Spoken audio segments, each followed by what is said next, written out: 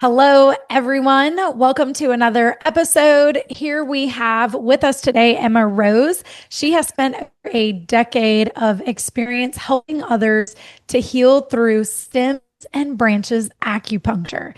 She specializes in empowering busy individuals to calm their overactive minds and alleviate stress, enabling them to live freely and joyfully.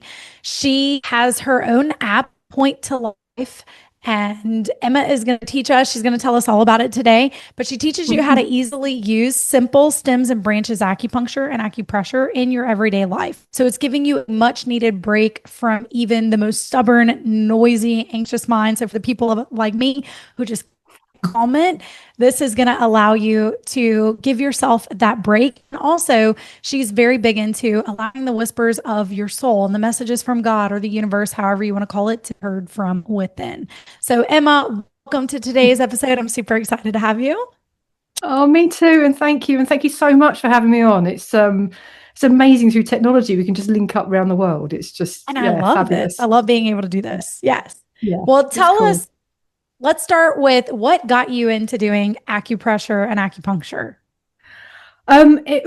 Well, first of all, I was exposed to it through desperation, which is, I think, the main reason why most of my new clients come to me. They've tried everything else and nothing's working. And then someone mentions acupressure or acupuncture.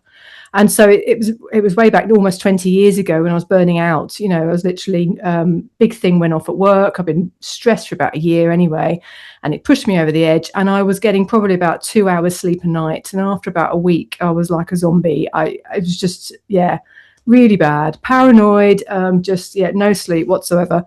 And I'd already been exposed to like Reiki and osteopathy and, you know, breathing techniques and grounding and all that sort of thing and crystals, and they just weren't helping at all.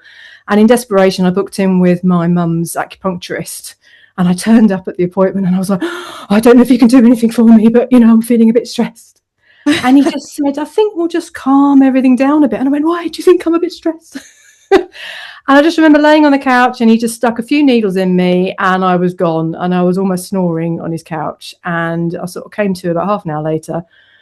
So, I feel a bit weird, a bit spaced out. And I went home, and then that night I slept like a baby. And and I woke up about 9 hours later, actually, just feeling really refreshed, like I'd actually slept properly. I mean, it was incredible. And that experience stuck with me. And so I had a few sessions afterwards, you know, and I wasn't very good at sticking with it long term. I just went there when I was burning out, and I thought, I'll go and have a bit more. And then fast forward 20 years, I was a vet, civil service, and I just thought, hang on a minute. I was burning out, stressed, developed an autoimmune gut problem. And one day I just sort of sat down at home and I just thought, I would need to get back to using my hands. I'd fed up with emails and meetings. And I thought, I'm not going back in practice. I knew I wasn't going to go back and operate and, you know, help animals and things. So I just thought, what do I do? And apologies to everyone out there that do this, because I dabble with it anyway, but I just couldn't see myself becoming like a crystal therapist or just Reiki in its own right. And I thought, acupuncture.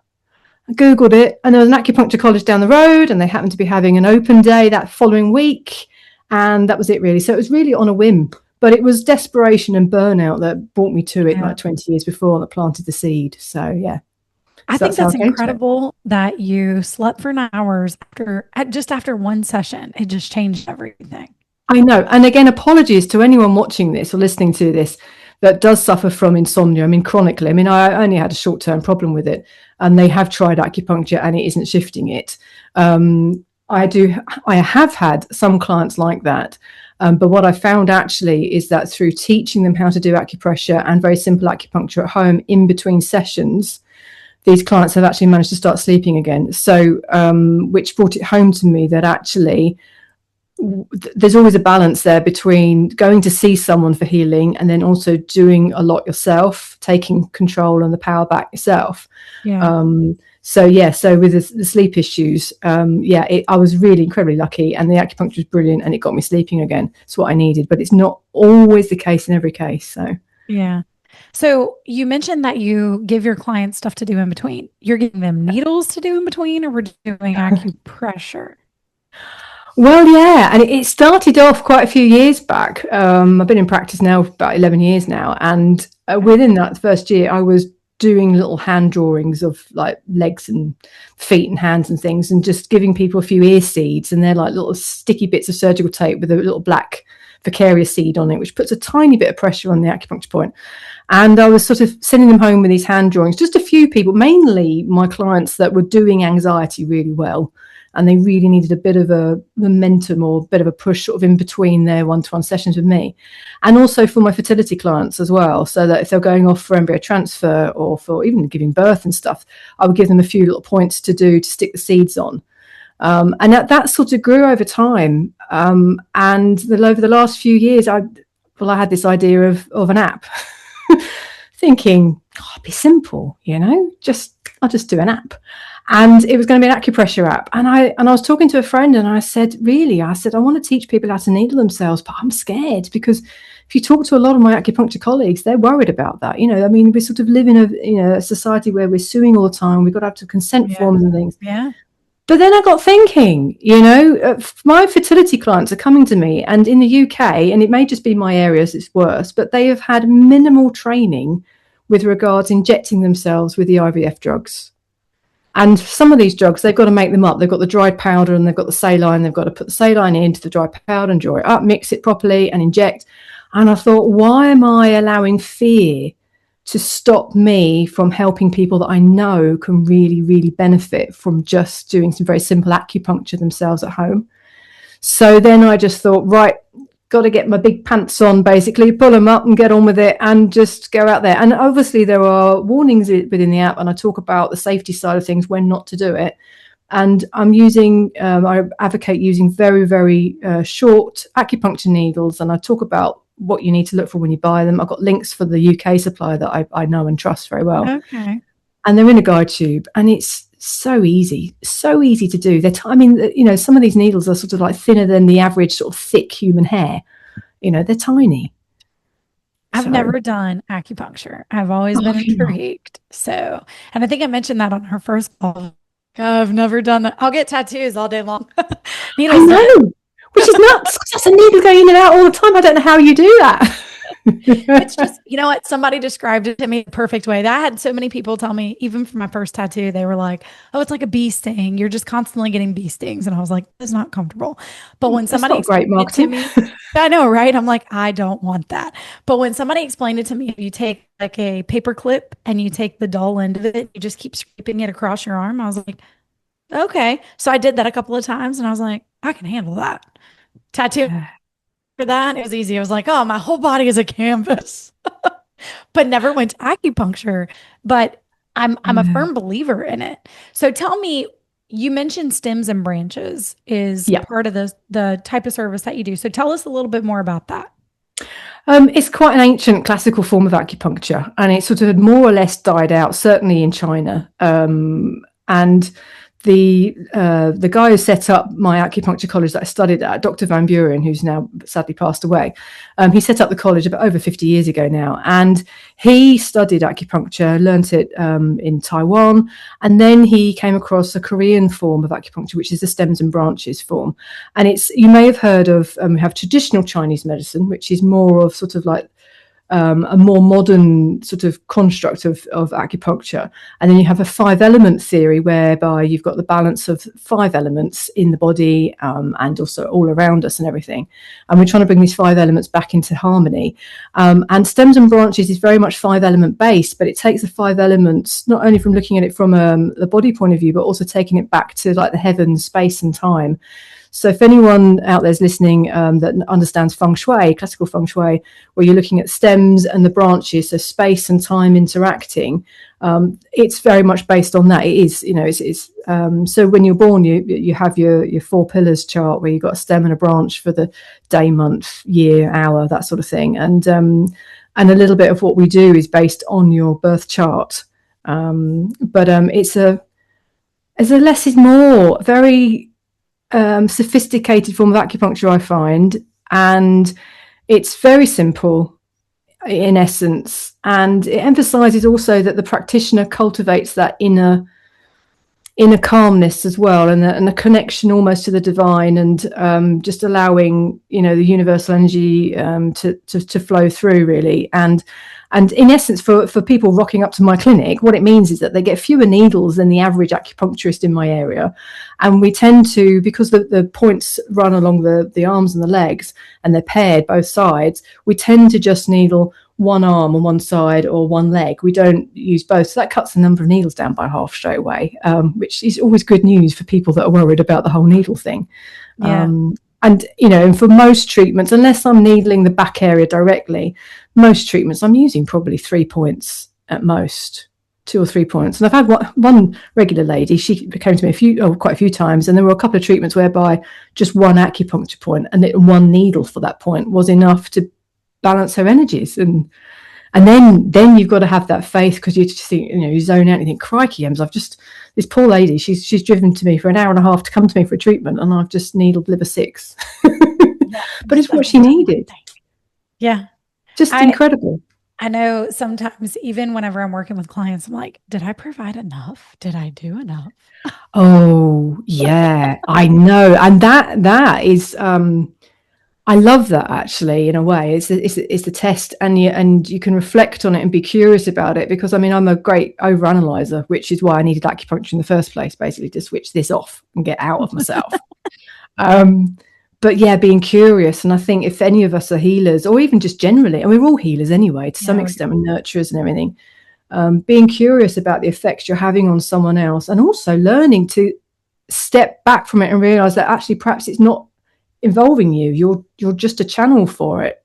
I know I've channeled stuff for this app, and so when people say, oh, it's amazing, Ems, I'm like, thank you, but actually I can't fully take the credit for it, because it's literally come down in downloads over the last couple of years. I love that, and I'm excited to see it, because I know in our original call we skipped over that somehow. I'm so sorry. Yes, this is a reflection of me learning marketing. We are learning all the things, but we're gonna dive more into that. But first and foremost, I want to ask, you mentioned as far as elements, and you mentioned as far as the birth chart. So can you explain or dive a little bit deeper? I know you have your stuff with you. Explain to us a little bit more how the birth chart aspect works. Well, I mean, this is the wonderful icon birth chart that we've got for stems and branches. So we have like space represented at the top and the time down the side with the branches. And so people not too familiar with Chinese medicine or feng shui will know about the animals, because it's all across social media and Instagram at the moment. We're in the year of the fire horse, you know. So the branches representing time. So everyone has a year branch and a month and a day and an hour branch for their animal. And fun enough, on the feng shui side, it's more like your day branch animal that is more affecting your personality than, say, the year, although the media always just focus on the year because it's a lot easier to calculate.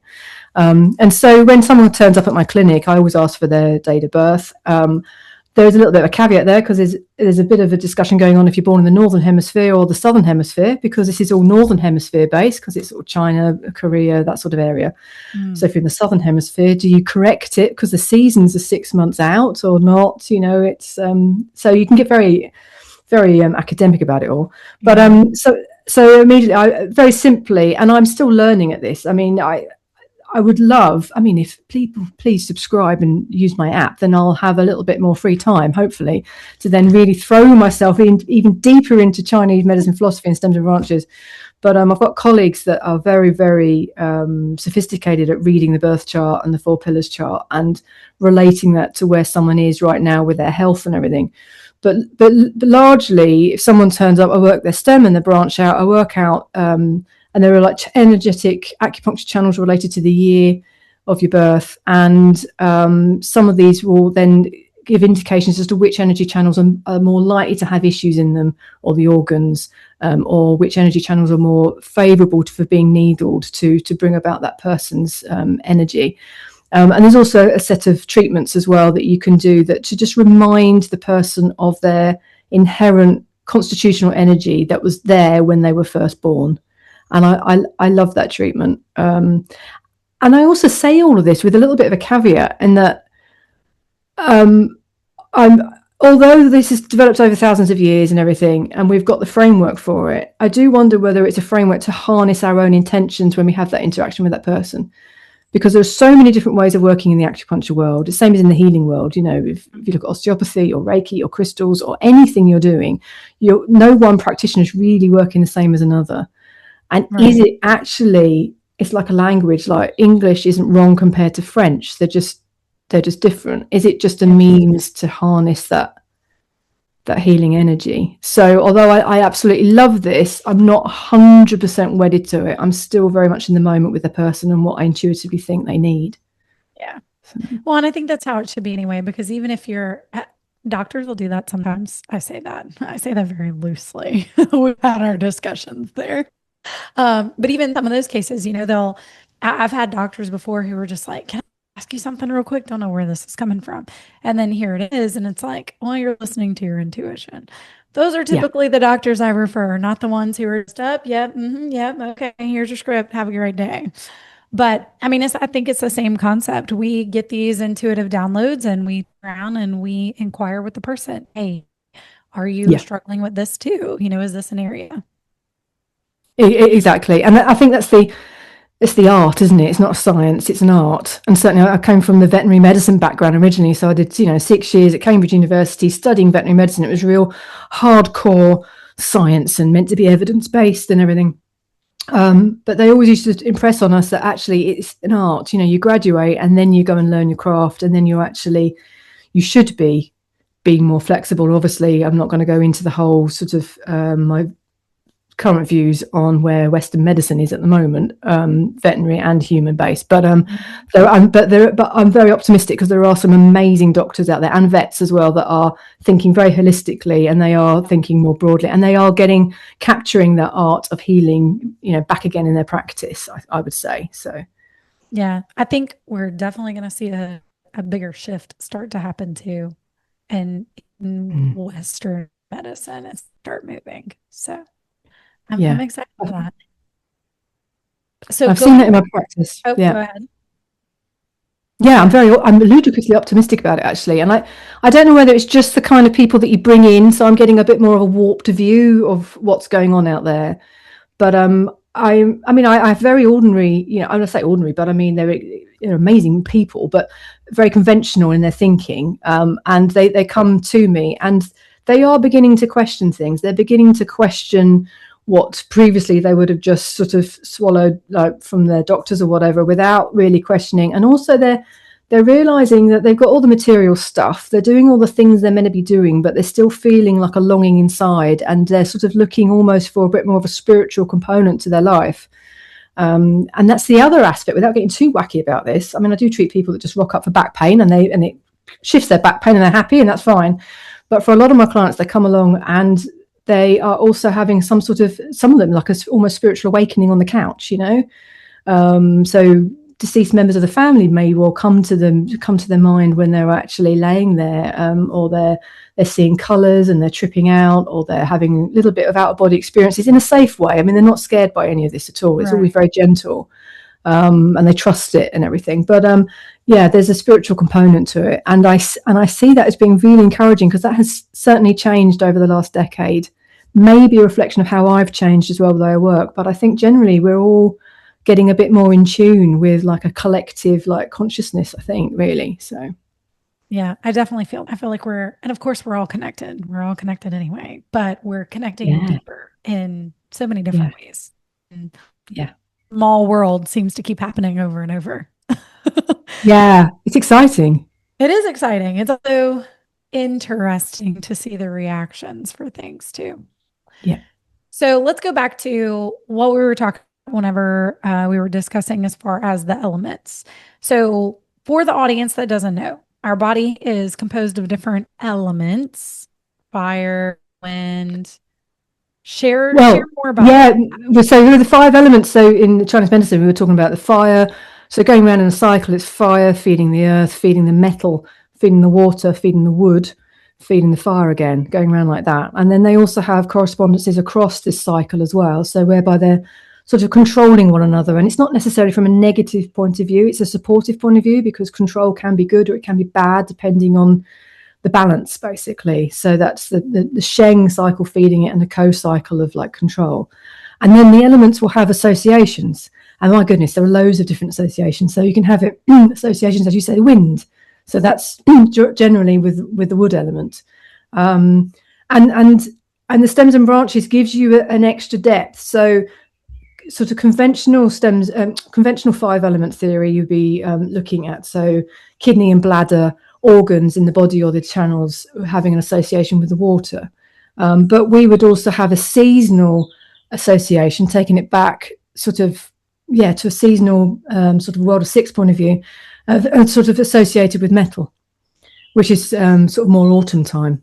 So it gives me an extra depth of working with somebody. So which can be a bit overwhelming at first when you first graduate in stems and branches acupuncture. You just think, oh God, which way do I go? But it gives you an extra angle, so you see different layers. So I could use kidney points in a slightly different way to, say, a TCM style acupuncturist. That's interesting. So what is the most common that you see in your clinic with people? What element and area? Well, yeah, and two things really is that obviously I think with most people we don't move about enough and we're eating foods that are just not great for us.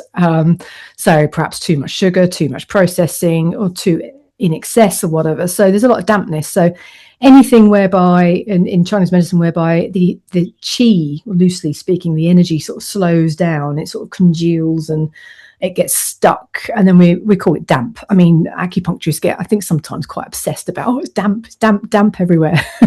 And in the UK, there's a lot of damp in the environment, so it's no wonder that there's a lot of us with phlegm in our throats and that sort of thing, swelling, swollen ankles, that sort of thing. So that is the common thing, I think, actually. It's modern lifestyle, basically, what we're eating and what we're doing, and also too much in your head as well. Too much thought, thinking, worrying, instead of just being in the present moment and connecting and just chilling out, really. And then the art also is when you have someone and you see someone with a dampness issue. So you could think, immediately spleen. The spleen organ, spleen energy channel is responsible for removing damp from the body. So you think, go in and do spleen points. But in a way, you want to be a little bit more subtle and just dig down a bit deeper and just think, well, actually, but why? It's showing up as dampness of the spleen. So if you look at the tongue, there's all teeth marks around the edge, or the tongue is swollen, or you've got swollen ankles, that sort of thing. But actually, is it something else? Is it... I don't know, the fire's not feeding into the earth element, or I don't know, there's too much wood, too much liver involvement. I don't know, have they got a drink problem, or just drinking too much wine or something like that, or anger, deep-seated anger. Again, also we get a bit hung up on like liver yang rising in our patients of the liver being out of kilter. But it's the art is actually getting underneath it and just sort of not necessarily going for the obvious in a treatment, but just going underneath it and treating it that way. Yeah. I think a lot of times in traditional like Chinese medicine, there's a lot related to the spleen and the kidneys, like just a lot of symptoms, even when looking at it with clients and different things. And that's the main meridians, that you're looking at, and you're like, well, but I'm with you. If we get down a little bit deeper, where did that come from? Where did it stem from? Oh yeah. Yeah, I love that. And over the years, I've also diversified. I mean, you can probably tell I like to talk. I like to chat to people. I like to listen. I enjoy it. Keep going. And I've changed somewhat in terms of my practice. That actually, because I've studied hypnotherapy subsequently as well, and I'm listening to the patterns, the way in which people describe themselves, and the way they get stuck in their own stories of their life. Actually, because to be honest, when people come up, I really only need to I just need to look at them, see how they're talking. I don't actually necessarily need the details of what they're saying, because I'll be going by the pulses and their tongue. But just listening to how someone's stuck in their story can actually tell you an awful lot about somebody, and you get some big clues as to where they're repeating the patterns. So does it go way back to childhood, or is it just an experience from a few years back that's just stuck in their mind and they just need it releasing? Like just from their mind, or is it in the physical tissues? Because you do a lot of body release stuff, I think, don't you? Actually, I think from the physical body. Yeah, exactly. We hold on to it, don't we? I mean, And it is interesting. So even whenever you're doing like body coding, or what I call body mapping, you can get additional, and I'm sure the same for you. Like just like I said at the beginning, here's the map people tell us that we're supposed to use, and 9 times out of 10, you're not even using that. because you're just No. following, you're just listening to the body and you're following wherever it's going and whatever it's saying. It's Yeah. always going to tell a different story than what follow this template is going to say. Well, it's like conventional medicine. Generally, people and animals don't read the textbook. When it comes to a disease and how they present, Yeah. you learn it, but actually, if you're getting applying it in real life is a different thing, really. Yeah, So, it and we is. bring our own inherent filters and biases as well. I think as well. That's the other side that I've had to watch and also just be curious about as well, about how I'm viewing the world is how I'm viewing a client in front of me. And sometimes you need to step out of that and just see, am I, I don't want to project onto them or anything like that. Right. And coming from that neutral space, because a lot of doctors, even whenever we have clients over here who go for hormone therapy or anything of that nature, they're stuck in this one. Well, that's not going to help you. You need this. You need to add estrogen. You need this. You need that. It's like, you first need to fix your nutrition. Like, why are we not looking at that? Oh, don't get me started. I know, and I'm not bashing doctors here. I really am not, and I'm not bashing medicine or the pharmaceutical industry. There are times when I've taken prescription drugs and things like that. Mhm. And I know when I was in vet practice, actually being stressed, not knowing how to manage my mind and my body, running on empty. I was only in my 20s and I had no energy whatsoever, and I was stressed out and I was eating the wrong foods. I hadn't worked out what the correct diet was for me that suited me at that time. And so there is a tendency that somebody comes in with an animal, and you think, oh, right, yeah, okay, that drug. Oh, yeah, that antibiotic. Oh, yeah, we'll do that. And you end up being on a production line because you're under pressure. And instead of stopping and being in the present moment and seeing, actually, can I do something different here? Do they need something different? Do I need to ask a different question? And I think, in a way, I used to joke, my ex-partner is a GP, and I used to joke to her and just say, I think every doctor should be made to be a vet first of all, because you're studying 5 or 6 species, you graduate knowing that you really don't know that much about everything, because you've had to spread your study out across a wide range of animals that are all different. So you have to keep going back to basics and knowing that you don't know everything. And I think that's quite a humbling position to be in when you first start consulting. Doctors, but you have it easy. You've got 1 species or 2 because they think babies and kids are separate to adults. Yeah. Even though the bodies look the same organs, same nerves. I'm confused. Exactly. And I always say, look to the parents with kids anyway. Same with animals. Look to the owners. Well, then there's that. We will not go down that rabbit hole. So let's go back to your app. Some things, if people are struggling with stress, anxiety, their brain's constantly racing. What are some of the things that your app can show us that we could do at home, acupressure, acupuncture, and just kind of give us a glimpse inside of what can we do in between sessions? Oh, this is amazing. And first of all, this is not about stopping one-to-one sessions with your therapist or acupuncturist at all. So if there are any therapists or acupuncturists out there listening to this, please don't panic, because what I found, it's actually improved my business. Okay. And I'm getting better buy-in from my clients as well. And they're getting a better state of health. And also my one-to-one clients are still coming to me, even though they're using the app fairly regularly in between. So the app started off 2 years ago as a fertility one, because I thought, they always say niche it down and everything. So I'll stick with fertility. And it never fully sat right with me, actually, for 2 reasons. One, when you're trying to fall pregnant, sometimes the last thing you want to do is be reminded that you're trying to fall pregnant. And you don't really want to keep looking at your fertility app all the time. You want to switch off from it. And the other thing is also that I like to treat everybody. I treat someone as an amazing individual, that amazing soul in front of me, irrespective of the labels that they've been given by doctors or themselves or something like that. So, so the app covers basically any adult. You can do acupressure if you want to. There's links within the app and advice about using little ear seeds or just your fingers.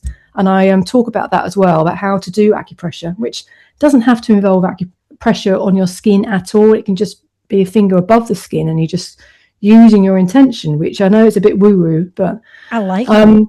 you can use the short needles. And it starts off, there's a gentle introductory course that's literally just takes you through 1 point a day. It's a 2-week program, and you can do 1 point a day just to get you practice at doing it, because people sometimes like the rigidity of following a set thing. So I've done that for those types. And then if you're like me and you like to flit about a bit, then I've got a section called Canopy of Calm, which is more about your emotions. So lifting up your moods or calming it down, or when you emergency rescues, one section whereby, you're spiraling down and you feel like you really can't help yourself, or reach out. Mm-hmm. There's a set of points there for that. A set of points for jet lag to get your body into the next destination's time zone. I love that. That's an before you aspect leave. Well, whilst you're traveling, so every 2 hours, I don't advocate needling yourself on a plane. I don't really want to test that thing, flight safety or what people. I don't think you can bring that in TSA anyway. But just a bit of acupressure, or whatever, on the point that's like resonates the most at that time, that brings your energy into it, and that's an aspect of stems and branches because it's related to the seasons and the times and everything. And then there's branching out, which is more your physical side, so your headaches, your backaches, menopause, men's issues. A number of men that mutter to me saying, I've got erectile dysfunction issues. Can you do anything with that? So there's a few points in there for that, Oh, wow. It's just, and ironically, since doing the app, my life has fallen apart big time. I mean, I'm in a very great place and I wouldn't want to go back to my old life at all. Right. But I feel far more engaged in life. But actually, I've been using the app. And I'm so evangelical about it because actually it's my safe space. I've got a lovely 20-minute music track with every treatment. And there's over 60 treatments in this app. And it's growing because I've got more when I add them and everything. And it conditions the brain by listening to the music over and over again. And you just literally switch off and you get into that meditative state. So for me, acupuncture is about dropping into that meditative state with the calm brain waves that people can achieve with meditation, which I can do now. But with an ADHD type brain or autism in the background, which I've got, it's not always that easy to sit down and train yourself, which is why I found that the acupuncture and acupressure really helps me do that. And that's why I've got to share it with everyone, because I know there's a lot of people that struggle to switch off. So that's it. And plus the fact I've got hypnotherapy guided meditations in there. I've got more to upload. And again, I'm using them. And the other day I was in a real downer. I was really negative about my future. And I was just like wanting to cry. And I thought, this is ridiculous. Get a grip, Ems. So I laid down and I listened to my own hypnotherapy track. It's only 10 minutes. And I felt so much better. And more positive. I was like, wow, it does really work. We're showing it to you in real time. So I'm living it. I really am living it. And that's the thing. Whatever I've found in my life that works for me, I've always had this thing of wanting to share it. Even when I was in civil service and everything, I always want to share it with people in the hope that it helps them, because I hate suffering. I hate people suffering. I can feel it, and I hate it myself. So if we can just ease the burden on living, then there's got to be a good thing. Yeah, no, 100%. So I'm curious, is there something on the hands? What can you tell us right now who are listening? Is there anything on the hands that we can do if we're feeling anxious in the moment? Yeah. Oh, there's so many lovely points. I've got a free PDF guide. There's a link that's available that people can download about like a thriving in life guide, basically. And there is a part 7 acupuncture point that I talk people through, which is on the wrist there. But the really big point that I love, which is easy to do. So women, generally stems and branches, we treat women with the right hand, right arm, and men on the left side. And there's reasons for that. But so pericardium 6. So this is the 6th point on the pericardium channel. And the pericardium, which you probably know from Western anatomy, is the sac that goes around the heart. And in Chinese medicine terms, it is like the top minister of the government that protects the emperor. And so this point, pericardium 6, is easy to find. Literally, it's on the inside of the arm, and you get 3 fingers. It's got to be your own fingers because it's a relative measuring distance. So 3 fingers, that relates to 2 Chinese inches. And you put that with the top finger up against your wrist crease, so where your wrist flex is. And then where it is, so underneath that 3rd finger, that's where pericardium 6 is. And it's between 2 tendons that run down the midline of your wrist, or down your forearm. Some people have one of the tendons missing, but generally you've got 2 tendons that run down. So it's in between those 2 tendons, 3 finger widths from the wrist crease. And that's pericardium 6. And so you may have this in America too, but like the main. Like I'm on the right shops, side. They sell C-bands, or the acupressure bands they sell for nausea, is always told to put on this point. And you can tune into it. You can actually just tune into it just by thinking about it with your intention of like, actually, I want to activate pericardium 6. That is enough. I've had half a dozen clients over the past 10 years feel the point that I'm thinking about when I'm nowhere near them. So it's your intention. And you just lightly press with your finger or just slightly above it, and you just send it some love. And you don't even need to know what you're doing. You just put it out there and just go, just give me some help, guys. And what it does, it opens up the chest and the heart area. And so it's well known for stopping palpitations, for nausea, but for just, dropping into that present moment of just everything is all right. Because if it's not all right, you may be running away doing some action in that moment, aren't you? But most of the time, 99.9% of the time, nothing's going on in the present moment. You're not being asked for money. You're not being attacked, So the present moment is safe.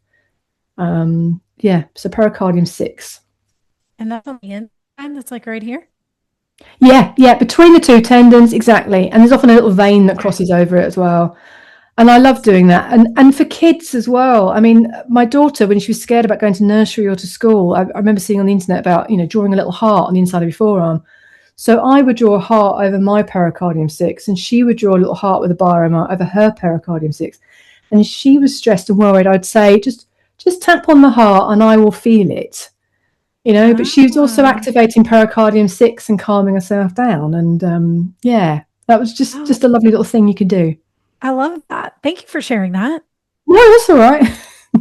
I love that. So if we're looking at some of the techniques and like focusing on quieting our minds and the things that you provide in the app, what do you notice about the feedback that you get from, is it just your clients or whoever is using the app?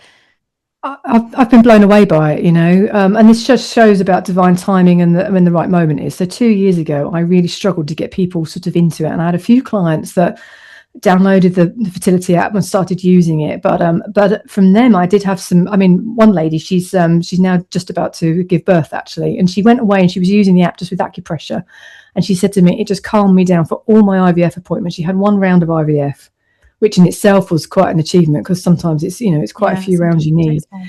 And she said it made a huge difference. But I mean, lately, bless him, Dan, my client, and I'm allowed to share his name, Dan. And I've got a lovely video testimonial from him as well. But he was struggling in life and he needed alcohol as his means of escape. And he just found that a couple of one-to-one sessions with me for acupuncture and then using the app in between times, he just effortlessly stopped drinking and doesn't regard himself as an alcoholic anymore. It's shifted his mental state with it so that actually, sometimes, he said, I have reached for a drink and I have done that, but I can take it or leave it. And I now don't really like the alcohol that much, There's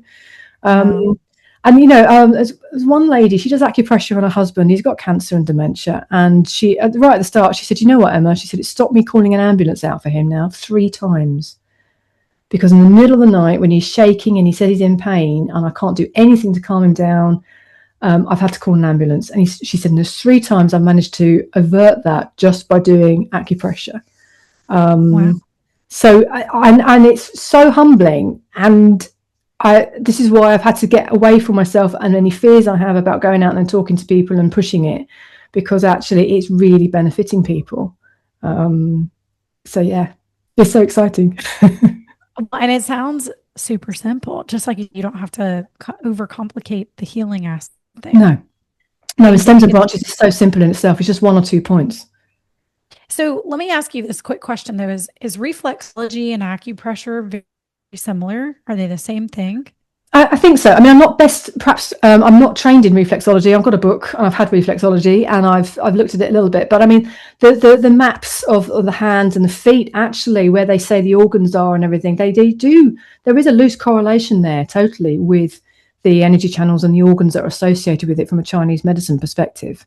It's quite uncanny, particularly around like the kidney area and the uterus and stuff. But but I think, I know I've got a good friend who's a chiropractor and she does network spinal analysis, which I don't know if it's started over in California, I think. But it's sort of woo-woo energy healing from a chiropractic framework on speed. So it's literally a touch like that and a touch like that on your base of your spine, and it melts the back. Yeah. And it's all about the framework and harnessing that energy and the interaction with the other person, I think. I think that's what it's about. And you talk about the chiropractor like that. So we have a chiropractor in one of our networking groups who it's just a light touch. And Yeah, so I volunteered to be one of the guinea pigs. And I was like, let me just see what this is about because I'm already into this world. And so I lay on the table and I could feel every single time that he tapped in different places when my hips were out of alignment in a matter of yeah, just tap. And I'm yeah, like, oh, my right hip just yeah, moved up. I'm like, yeah. It's the connection. It yeah. gets the connection flowing. Absolutely incredible. And it's so And simple. absolutely. And I've seen it done on my dog. I mean, Rachel zapped my dog and she treated my baby and my daughter, who's trying to come into my healing hut at the moment, actually. And it got her crawling. And yeah, she wasn't crawling. And she just suddenly started crawling the next day. Wow. Yeah, I love it. And I've had multiple sessions of network spinal. And yeah, I've had visions. I've had like old trauma stuff, which I thought I cleared. I didn't think was an event anymore. And it just flashed up Mm. across my mind and like out my body. Yeah, Wow. cool. That's amazing. That's like, I'm blown away by that. Like you said, simple, just keep it simple. Yeah, and it showed to me that it can be simple. So coming from a Reiki traditional sort of the training side of things, where you have to do your set hand positions, you've got your set symbols, and that's Reiki. And I'm not taking anything away from that, but you don't necessarily have to. Healing is quick; it's instantaneous. If you think about the speed of light, it's Yeah. done. Yeah. But it can take a while, perhaps, to show up physically.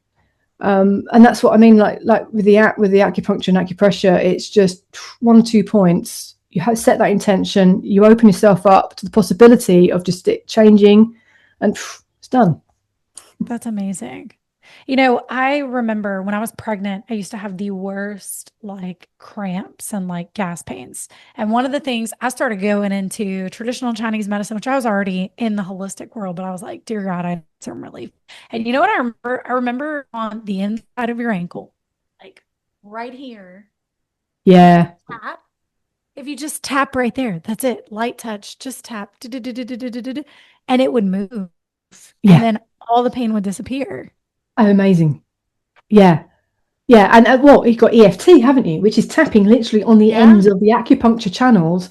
And I remember healing my Yorkshire Terrier once years back, and he was lame on his left hip, and he was getting on a bit. And I just sort of intuitively, I did a bit of Reiki on him, and then I just started tapping and just shaking his hip a little bit and just moving it, and he walked off absolutely fine, and he wasn't lame again. Yeah. And I was like, wow, did that just happen? Yeah. Well, like you said, it's simple and it moves the energy in the body. It Yeah, helps to allow the nerves and just allow it to flow. Allow everything to flow all through the fascia, everything that needs to move and exactly. just it doesn't need to be tight. Yeah. And the fascia, I mean, I get obsessed by this as well, because I don't know about your algorithms on Instagram, but they're all about the fascia release specialists that are popping up on mine at the moment. But and there was some acupuncture theory I read somewhere. I'm sorry, I can't fully remember the details, but it was a bit like the needle goes down and it may be hitting the fascia layer, and that's a little bit like a superconductor because you've got this like fibrous material Mhm. with liquid either side, and it's like almost sending electrical impulses up along the body and everything, and it's communicating along the body, and I love that. Yeah. And the fascia also, they dissected it out, and it's in strips, and it matches the pathway of the energy channels in acupuncture. Yeah. The bladder channel running from the toe all the way up the back and over the head to the corner of the eye, that strip of fascia That exactly meridian. matches that. Yeah. Yeah. Yeah. And you think, wow, they were very sophisticated. I hate to think where they got their bodies from, but they were very sophisticated thousands of years ago with dissection techniques. We tend to Yeah. think of like older generations as not being that sophisticated, but no, they knew what they were looking at in the body. And I think it's fascinating too that, if we go back to our Western medicine and, traditional, well, thousands of year old, let's say traditional, thousands of year old healing that we've been using, the two are still connected. This wins overall. This is just thinking and sure Western medicine has a place, but it doesn't need to be the do all be all see all for everything. No, I mean, just doing simple taps when you get seasickness or get sick in the car, even sitting there, that goes to your gut and your digestion. It stops the nausea. So it's yeah, and incredible that it sounds like it's so simple things that you can do. It's too simple. It can't work, but it I know, but look does. at breathing. You know, Very true. Dang it, you you got know, me. You can't get more simple than breathing. We all do it. We all have to do it. We do it automatically without thinking. But the number of breath experts there are out there, and Yeah. actually just getting conscious with your breath just gets you in the present moment, and gets you, breathing from the diaphragm, not your shoulders.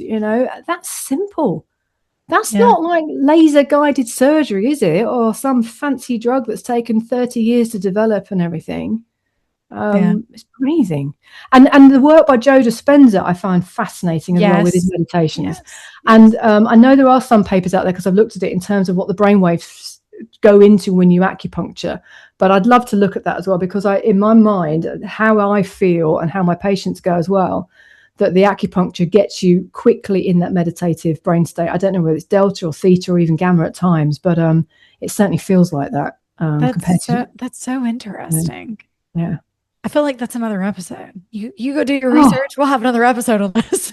I really want reincarnation because I've got so much that I want to research, and that's why I need acupuncture, just to like switch that side of my brain off. Out. And this is how we make it stop. Someone stick a needle in me. So tell us where people can find you. This has been fabulous. I've enjoyed every bit of this. Tell people where they can find you, what you have to offer, and then how they can find your app as well. Yeah. So for the app, there are two main ways. You can go to the website, which is Point to Life, so figure 2, and it's got little hyphens in it because I couldn't afford the Point to Life.com without the hyphens. That was £26,000 for the year. So so it's point-to-life.com. And we will post that in the description so you guys can or you go to the main Apple or the Google Play app stores and Point to Life, just with spaces. So point space figure 2 and life. You download my app. It's free to download. There's a couple of free acupressure treatments in there and a guided meditation, but then there's sign up links within it as well. And then it's just a very, very modest monthly fee to get access to all the treatments, plus 60 plus. Plus, from May onwards, I'm restarting my Zoom. So I do a Zoom on a Sunday night where people can ask questions, and I do a guided meditation and like chill out really. So they can do it that way basically. And then also for my services, if you're local to the Yorkshire area in UK, come along for acupuncture. I'd love to see you. Or I do online hypnotherapy or just general life coaching. So yeah, emmarose.pro is my main website. Awesome. Thank you so much for all of your amazing knowledge and information. I've absolutely loved connecting with you. It's been so cool. And also you've opened me up to all your other chats as well. So I've started watching some of the others as well. So it's fascinating. So thank you. Awesome. Love that. All right, my girl. Well, thank you so much. We will catch you guys on the flip side. Just like always, check out the description, get everything that you need from it. Guys, get her app. I'm even going to take a look at this because she didn't mention that prior to, and now we had an amazing tribal guide. It's And then yes, we have that freebie that we're going to get to you guys as well, so you can have that also to be able to support you. So thank you, Emma, and catch you guys on the flip side. See you later. Thank you.